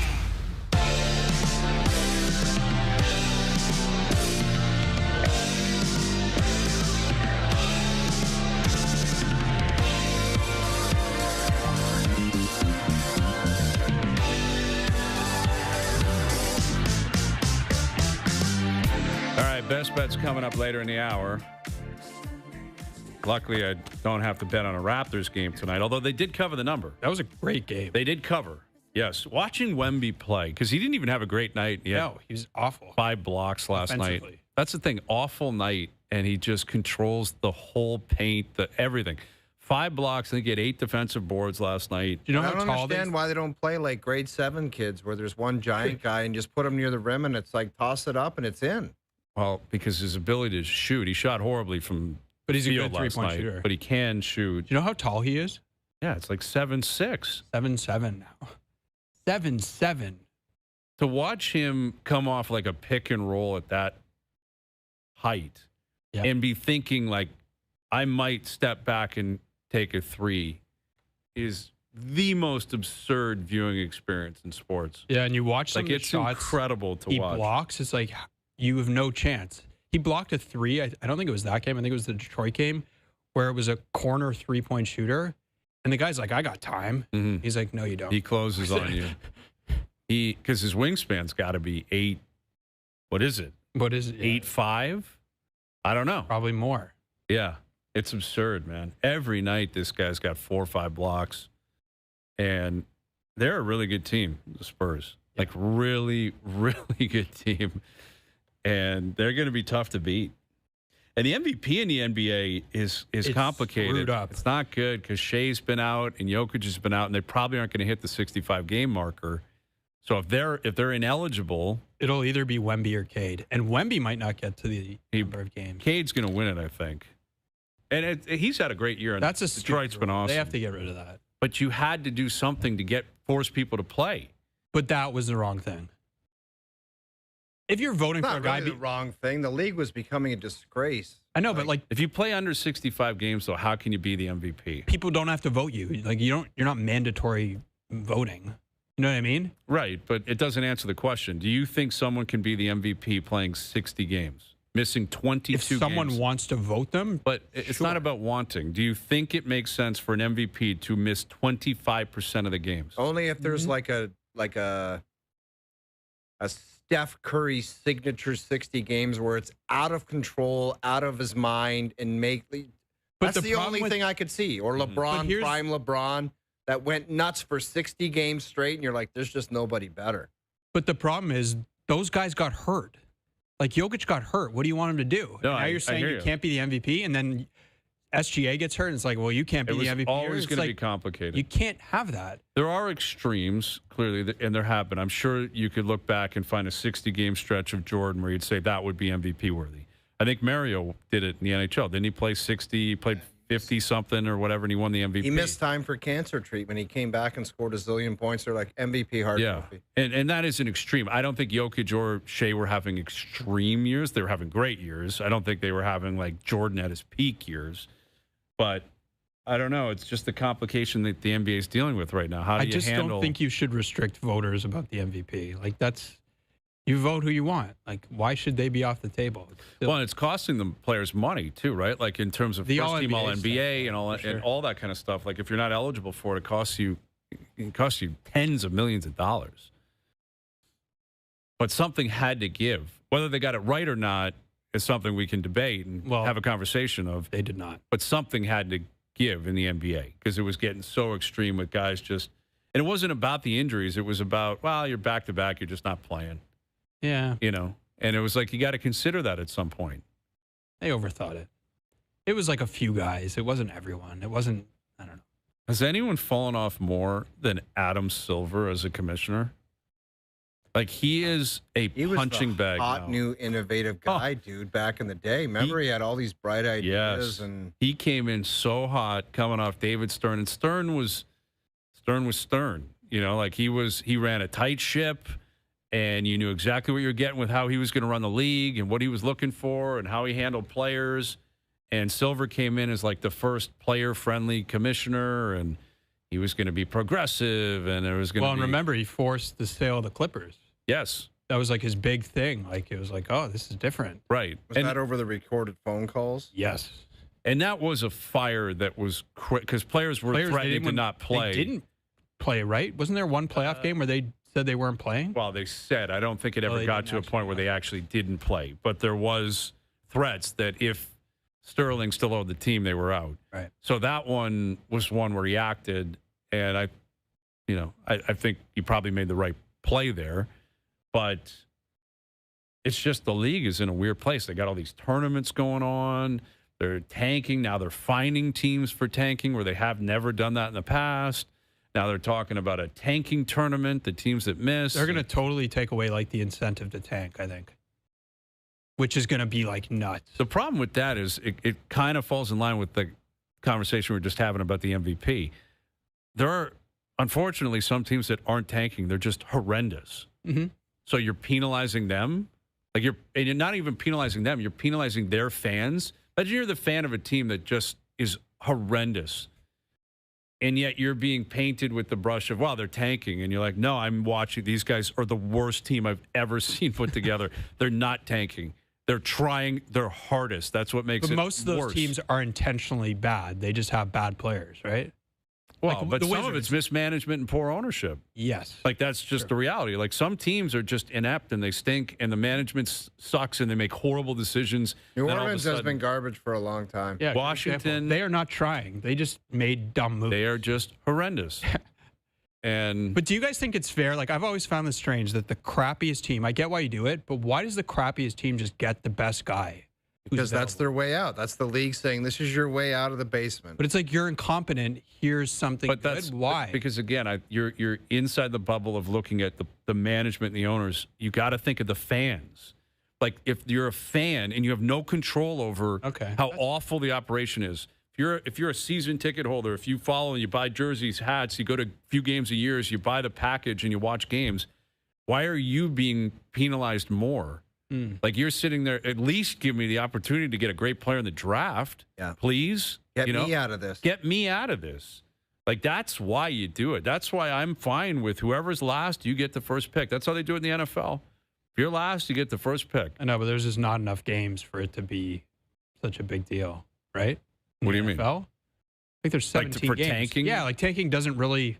You can be bad in the NFL and you're just bad in 17 games, no one cares. This is like fans. Teams started tanking in January. Like, the Jazz started tanking in January. I It was understand, like half a season. but that makes, in a weird way, it's even more harsh in the NFL because the offseason's so long, you're itching so badly, and then you get there and you're like, this team stinks. So yes, it's shorter, it's not as excruciating, but in a weird way, it's more of it's kind of more torturous because you had to wait so long. Anyway, there's no perfect answer. But someone has to finish dead last in every league every year. Someone's going to, tanking or otherwise. So you just someone's think the finishing worst dead team last. should just get the number one pick? Yes. Is that what you guys think? Yes. That's just how I would do it. Simplify it. If you're last, you get the first pick. That's the way it goes. Then you get tanking. Maybe it doesn't guarantee you're going to win. Like the Sabres tanked, and what happened for them? It took them 14 years to get here. Yeah. They right? did get Eichel. A lot of teams have tanked. New Orleans has had first overall picks. They picked street clothes. They picked Dude, Zion. you put Eichel What'd that on do for Buffalo him? right now? Yeah. Yeah. You put Eichel. If he's their number one center, they are a cup contending team. Yes. All right, Jonas. Yeah, what kind of list? I want to. You want Jeff nothing to do with scared the me. list. Now I want to talk about something else. No, dude. You got to do this list. No, I don't. Yeah, you do. Allotted time for you to come up with a list. Get it out. Let's hear it. I don't even know. Where This is is how it? I Is it in prefer. this? I prefer to have it where I don't know the list. That's me. We like going in without Line, having and any we'll just idea. react. Go ahead. What is the list about? I want to talk about Cowan. First. Easton Cowan not playing tonight. That's not. I'm changing the list. So your list is you're playing the role of Easton Cowan or Easton Cowan's agent or what? Because it sounds like me. Joshua's going in, Yarncroke coming out, which means Cowan will not play again tonight, which means Easton Cowan has not played a hockey game in over a month. He last played, I believe, February or January 28 or something, the Seattle game. So a month. Just whatever. under a month. It's the 26th of February. I do today. not understand what is happening here. So he stops playing before the break. They start playing Yarncroc, and I'm like, well, that doesn't make any sense. Like, Cowan is, like, he hit a wall. Like, you could see it. Like, he looked tired, turning pucks over, not generating as much offensively. I don't think they were playing him enough. But if you're not playing him now, like, you have a 16% chance of making the playoffs. He is your number one prospect with a bullet. Like, what are we doing? He's not playing for the Marlies. Like, what is... I don't understand this at all. It's the no plan. Like that, again, gets back to the theme of the afternoon has been darkness lurking in the background. And you have to get him playing. Yeah. Like, I know they might be sitting here thinking once we get past the deadline, if they sell and it's over, they're just going to play him down the stretch. And it doesn't mean you play him 20 minutes a night and he's on the first power play. You don't do that. But if he's not going to play with the team, send him to the Marlies and play him 20 minutes a night. How is this good for his development? It can't possibly be good. It's nothing. Yes. It's a write-off season now, or it's getting to that point. Berube clearly doesn't want to play him because his job might be on the line, or there's some sort of organizational push to make a playoff push. So they have to put in the best lineup possible that doesn't include him right now. But this is awful. Like, this is not the way you handle a high-end prospect. Well, what are you going to do with him now? Well, again, I guess send him to the Marlies. Like, send him to the Marlies. You can send him down there. He's waiver exempt. But even that, like, he's one of their 12 best forwards. Like, it's not like this is an amazing forward group that he can't crack. He should be playing. Let me get this straight. He went on the big league vacation. Like, he didn't go down to the minors. So he goes on the big league vacation, comes back, doesn't play, and then goes to the Marlies. There's like 3 weeks of just pissed away time. 100%. Yeah. Don't get it. For a 20-year-old in his rookie season. Your most important prospect. Like, who's their second best prospect? Danford? I guess. And Cowan's not going to be a superstar, but he's a good young player. He's got real potential. He has potential. And he's up here. You know, it's not easy in pro sports. Like, you were a young kid in the NHL. You're not guaranteed anything. No. And I'm not suggesting he should be, you force him into playing or he's got to play a certain amount of time. But if you knew the break was coming and you had a good idea from talking to your coach that he's probably not going to play him when you come out of the break, how did you allow yourself to get to this point where you didn't prepare for it leading up to the break where you could send him down? Because I know in the CBA he played too many games down the stretch where I don't believe they were allowed to send him down, which is a weird stipulation within the CBA. But prepare for that. Like, you've got to be thinking about multiple things at the same time, including what is the best plan for this player. There's just another layer to the issues that they're dealing with where you're just wondering, where are they going here? But what do you do? Like, let's say you're in management and you think he should be playing. You can't force the coach to play anyone, can you? No, you can't. Coach makes his lineup, but this is the dysfunction you talked about earlier. It's like, what is the plan here? What are we trying to do? Well, who wins that battle if there is a philosophical battle between Berube and Tree Living? Usually the GM wins in the end. I mean, not in the moment. The coach wins in the immediate. Like, I remember this happened to Frankie Corrado, actually. Yeah. Do you remember this? Of course. He just wasn't playing. They claimed him off waivers from Vancouver. Babcock wouldn't play him. I'm like, what is happening here? Yeah, because Babcock, the one thing he made sure when he came here, he said, I have full control of who's going out on the ice. And he stuck to it. He's like, no one's telling me what players to put in the lineup. I don't have a problem with that the coach has autonomy over his lineup. So this is, again, on, I guess, the management saying, okay, if you're not going to play him, then we've got to put him somewhere else. And they might do that. You know, he's down on the trip. You're not going to fly him home because he's not in the lineup tonight. But that's to your point. That's like, what was the plan here? To bring him on the road for 2 games and sit both games on a back-to-back coming out of the break. Right. Where they were lifeless last night, too. Why not make multiple changes? I don't understand this. And this was the other thing I wanted to talk about now that I scrapped my list. Yeah, the list is gone, enough. I'm only going to bring, like, A material. If it's not A material. Okay. What was your, original I really list? just wanted to talk about some of the trade deadline people that they had. Like who they have to trade? Yeah. And we can just give me a 3-pack of who you think they have to trade. So I think perfect world as of next Friday, 3:01 p.m. These players have moved on. So I think 100% McMahon and Lawton, 100%. I don't know what their value is. I think we sometimes overvalue the players here. Although, to your point, like this hasn't happened here in a decade. Throw in OEL with them. We'll get to him. Like these are the two, like you have to. They're pending UFAs. Like if you don't sell them for whatever you can get, like do you think? I don't know that they can get a first-round pick for either one. I would be surprised, but you never know. Yeah, I don't know. Maybe you can get a second. If you don't do that, that's like I was talking to on our podcast. Like that's almost malpractice if you don't do that. Now maybe you can't get what you want, but you have to get something. Like if they miss the playoffs and they haven't traded those guys, that's just like I don't know what's happening. So those are two. Then you get to like the other UFAs, like Stetcher. I don't know if you can trade him. Maybe you can trade him for a 5th or a 6th or a 7th or I something. would do it. Yeah, I'd take anything. Anything you can get. He was free. Great story, et cetera, et cetera. Yep. Yarncroc, I don't know that you can trade him. You're not getting. I would be surprised. And if you can, it's a 7th-round pick or future consideration. They might just waive him after the deadline and just say that's enough. Who knows? We'll see. And then I think the interesting conversation is Carlo and Ekman-Larsson. Because I think the conversation with Ekman-Larsson to me is like more complex the more I've thought about it. It's like, what does your defense look like next year? Because I don't see a world where they're going to be able to trade Riley in the summer. This list doesn't suck, by the way. Like this is good. This is you just scared me, so dude, you're a grown man. Okay. You gotta be confident in what you're doing. Oh, I always am, but not. But you said me and Hayes sell stupid ideas all the time, and we just fake it into being good. So and people think it's good sometimes. But so I think the complexity to me with Ekman-Larsson with keeping him, I don't know how. Like you can say they have to trade Riley. I don't know how you're going to because there's one. His control over the process. He could just say, I'm not going anywhere. 2 is like, does anyone want to trade for his contract? Like he has 4 more years at 7.5. I don't know that there's going to be a robust market for a 32-year-old having this kind of year. Yeah. So if I'm thinking we can't move him, if I'm them, well then do I want to bring back Ekman-Larsson and him and Jake McCabe, who all should be playing on the left side? Well, not really. So to your point, he's having the second best season offensively of his career. It's never going to get better. You're selling at the highest you have to kind of do it if you get a good offer. And maybe even if you just get like a decent offer, you kind of have to do it. And the same, I think, could be true with Carlo, because if you look at free agency this year, there are no great players. There's a lot of like defensemen like Carlo. So in theory, like you could trade Carlo for stuff, maybe. Like last year, the Leafs gave up a first in their best prospect, second best prospect. Mm-hmm.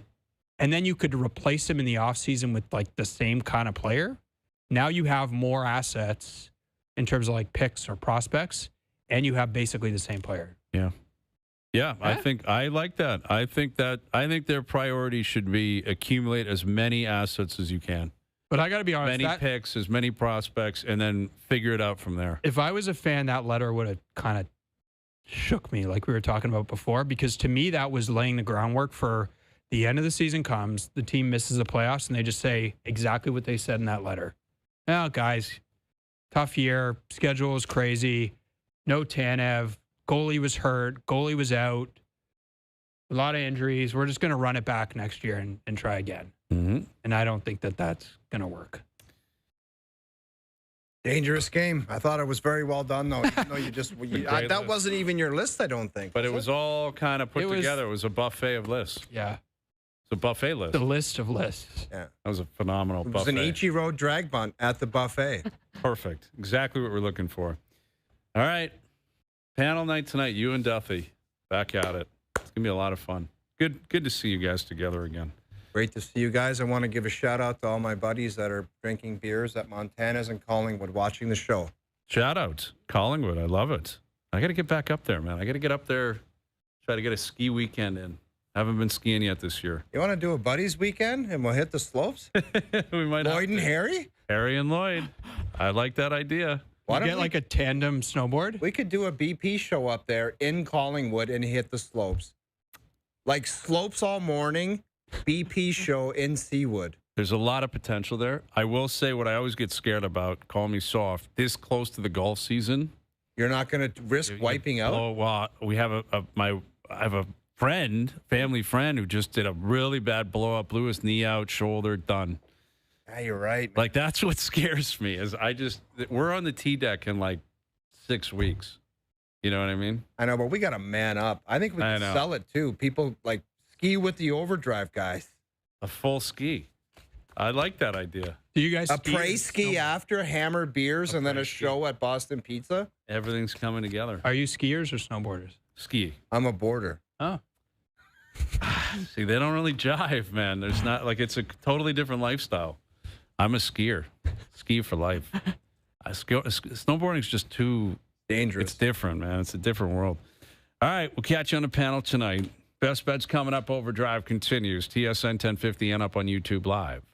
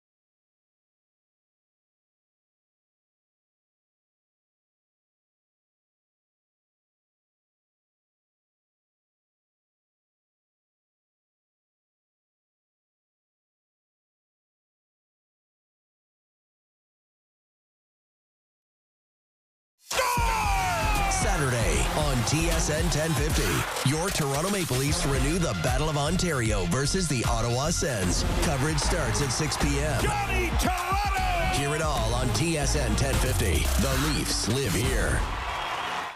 Now, back to OverDrive with Hayes, Noodles, and the O-Dog. All right, Best Bets powered by FanDuel. Make your picks and assemble a same-game parlay in seconds on the FanDuel Sportsbook app. I took the under last night. It was a sweat. It was 6.5 and ended up coming in. It did cash. But I felt very good about the under. 0-0, then all of a sudden it's 2-0 quick. I didn't think the Leafs were going to come alive, and Gensel hits the post. Empty net. I'm like, where's this going? But ended up cashing. Tonight, I'm on the over tonight. I just feel like both teams, there's just going to be breakdowns. Bob has had time off. Joseph Woll has had time off. But I feel like this is going to be more of a rat race this evening. What is the number? It's been 6.5, and that's what it was last night. 4-3 kind of game. I kind of picture that.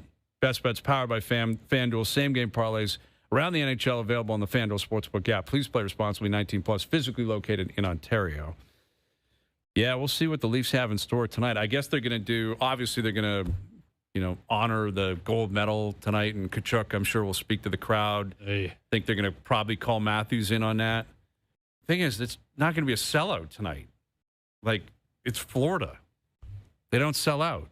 They're all like, you won't believe how crazy it's going to be tonight. I'm like, really? There's probably going to be 400 people there. And the Canadians are not really. They're not really down there right now. For good reason. Yeah, I don't think the Snowbirds, like the Leaf fans, I don't know if they're down there. Do you think they honor Matthews on Saturday? They have to, right? Yeah, absolutely. They should. You have to. Now, they didn't really honor Marner and the Canadians after the Four Nations. It was somewhat subdued. They did, but it wasn't like very over the top. I just mean with the climate, it's a little. I think. Listen, he won a gold medal. It's the greatest accomplishment of his life. Yeah, and you're I get him. What's going on? Yes, politically and all that kind of stuff. We're all aware of it, and we all understand. I'm not happy with a lot of stuff. No one's happy with a lot of stuff. But Austin Matthews is not responsible for, the White House and tariffs and everything that's been going on and everything that's gonna happen in the future. He won a gold medal, capping a gold medal. He's a Leaf. It's a huge moment. You have to commemorate that. And I would think Brady Tkachuk could probably be a part of it, which that'll be interesting. How the team reacts, I don't know. Will it be over the top? I can't imagine. It would be probably if Canada won, but no Canadian there's no Canadian player on the Leafs, so I don't know what that would have really looked like. But yeah, I'd be very, very surprised if they didn't do an opening ceremony for him. Yeah, and I think they should. I mean, I'm not saying it doesn't have to be crazy. It doesn't have to be over the top. If it gets booed, I think you should appreciate it's because they beat Canada, and just be prepared for that. But I think he'd get a good reaction. I do too. And I think he should. Listen, they won. It sucks. They beat Canada. It sucks. I wish it didn't happen. But they did win. You can't take that away from them. Can't take it away from him. He's won gold. He's your guy. Leafs Panthers tonight. All right, Jonas. All right. Thanks. Good seeing you. I'll work on my list. We've got a list coming up next time you're on. I can't wait for it. Yeah. Cannot wait for it. I'll spend 4 weeks on it. Please do. All right. Thanks to everyone behind the scenes for helping out. We appreciate it. Everyone for tuning in today. TV, radio, podcast, web, and up on YouTube Live. Every show up on TSN's YouTube channel. We're out of here. Enjoy your evenings. Enjoy the games tonight. We're back tomorrow at 4 p.m. We'll chat then.